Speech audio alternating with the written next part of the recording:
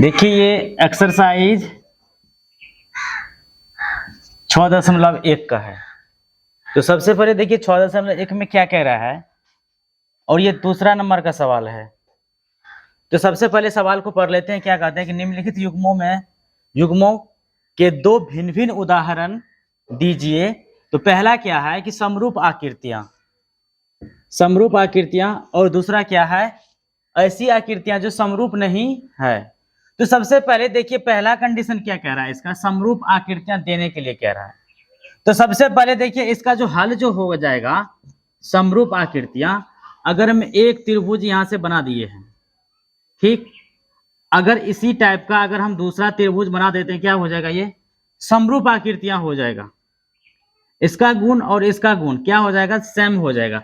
अगर वृत्तीय का बात कर रहे हैं तो इस वृत्त का गुण और इस वृत्त का गुण सेम हो जाएगा। अगर चतुर्भुज का कहेंगे तो क्या हो जाएगा, ये चतुर्भुज बना दिए फिर ये चतुर्भुज बना दिए, सभी क्या हो रहा है आपस में सब समरूप है, यानी एक आकृतियां का है।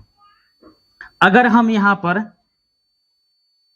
देखिए एक ने हम यहां पर त्रिभुज बना दिए, दोनों वृत्त बनाए। अब देखिए कंडीशन यहां आ जाता है कि अगर हम यहां पर पंचभुज बनाएंगे, क्या बनाएंगे, पंचभुज।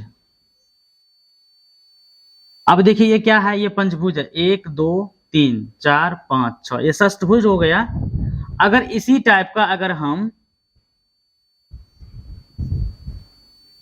यहां से ऐसे करके बनाएंगे तो ये क्या हो जाएगा, ये भी आकृतियां आपस में क्या हो जाएगा, समरूप हो जाएगा। और ये भी और ये भी और ये भी क्या हो जाएगा, आपस में समरूप हो जाएगा।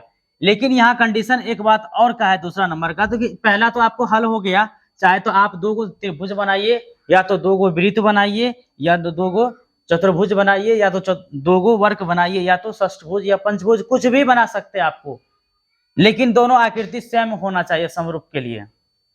अब देखिए यहाँ पर समरूप जब नहीं रहेगा तब समरूप नहीं आकृतियां यहाँ पर कह रहा है 2 नंबर में, जो आकृति ऐसी आकृति जो समरूप नहीं है।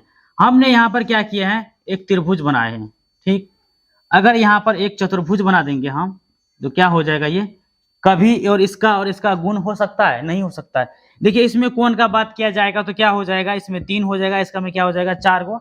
अगर इसका भुजा का बात किया जाएगा तो क्या हो जाएगा, भुजा इसमें 3 गो, लेकिन भुजा इसमें क्या हो जाएगा 4 गो। अब देखिए इसका कोण का मान क्या हो जाएगा, 90 डिग्री, ये 90 डिग्री, ये 90 डिग्री, ये 90 डिग्री, ये क्या हो जाएगा 60 डिग्री, ये 60 डिग्री, ये 60 डिग्री। क्या हो रहा है, सब कुछ ना कुछ इसमें अलग हो रहा है। तो क्या हो जाएगा, ये आकृति समरूप नहीं होगी। समरूप होने के लिए हमको क्या कंडीशन है, एक तो आकृतियां सेम रहना चाहिए, कोण सेम रहना चाहिए, तब क्या हो जाएगा, वो समरूप आकृति होगा। अन्यथा ये सब गुण अगर नहीं रहेगा त्रिभुज में तो गुण क्या होगा, वो समरूप आकृति नहीं हो सकती है। तो इसी तरह से आप क्वेश्चंस को हल कीजिए। हम मिलते हैं नेक्स्ट वीडियो में।